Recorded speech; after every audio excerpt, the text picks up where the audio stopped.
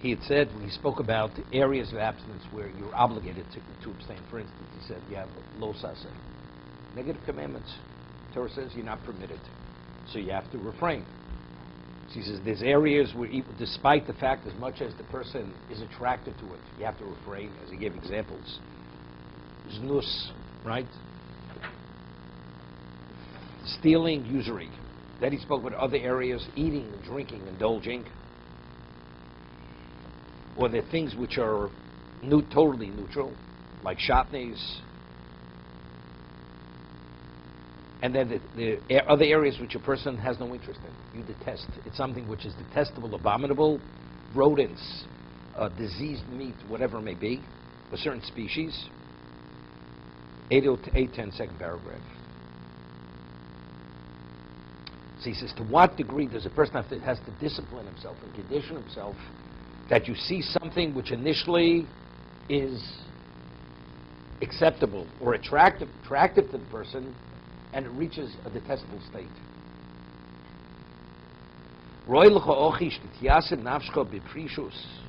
First has to discipline himself with abstinence to a degree. That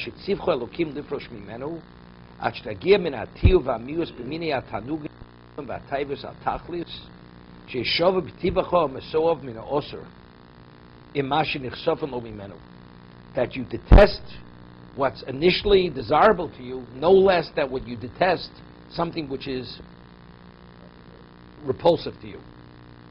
You hear this? That's the level of conditioning.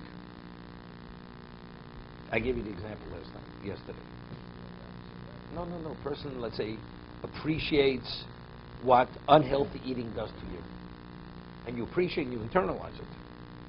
When you look at that, you don't want to eat it. You've lost interest in eating that kind of food. That diet, you're not interested in.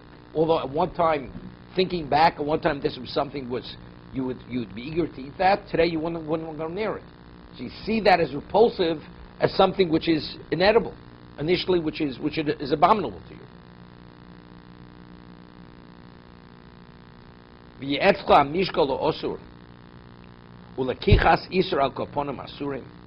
But definitely, forbidden sexual relations. A monetary situation which you're not permitted to engage in.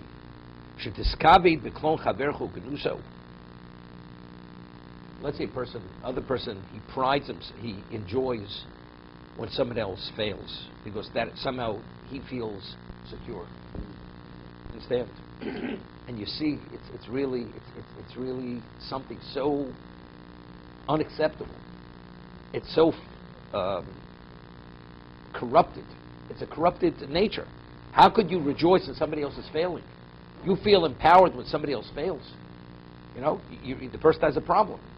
That's his level of how insecure he is.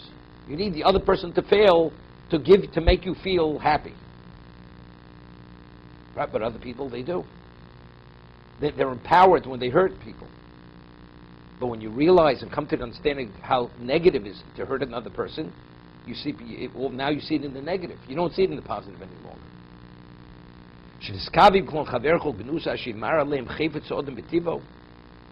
A person has an inclination to this. You know, we feel empowered when we can dominate other people.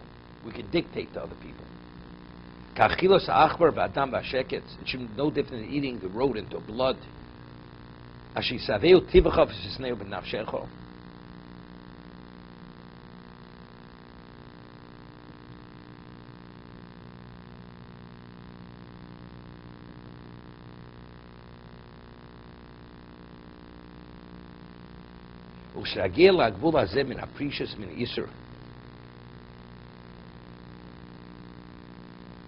He says, when you come to this level of abstinence, that you're divorcing yourself from something that's not permitted.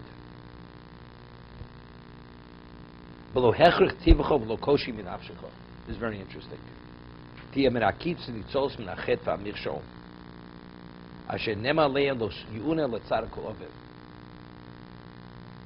Right? I'll give you an example. A person is not permitted to gaze at a woman who's not permitted to, somebody else's wife. As beautiful as she may be, you're not permitted. It's a Torah violation. So, but she's attractive.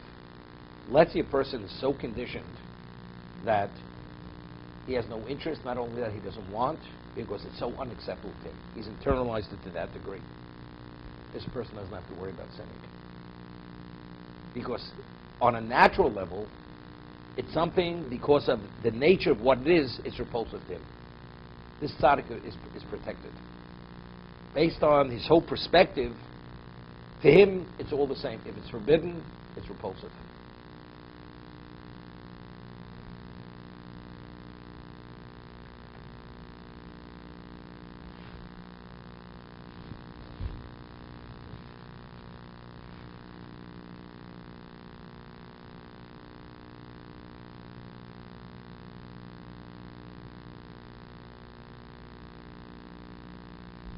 What is a person justified doing the wrong thing? Because wrong is not that wrong. You don't see doing something illegal as being so unacceptable.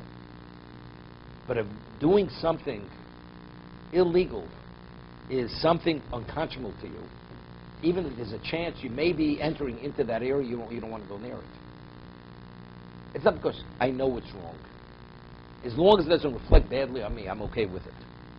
If that's the way you see something which is illegal, as long as it doesn't reflect badly on me, poorly on me, so as long as it can be justified, you can justify it. You can justify it. But it's not only because it's the way it reflects on you, it's what it is. You don't want to take anything that's not rightfully yours, under any circumstance.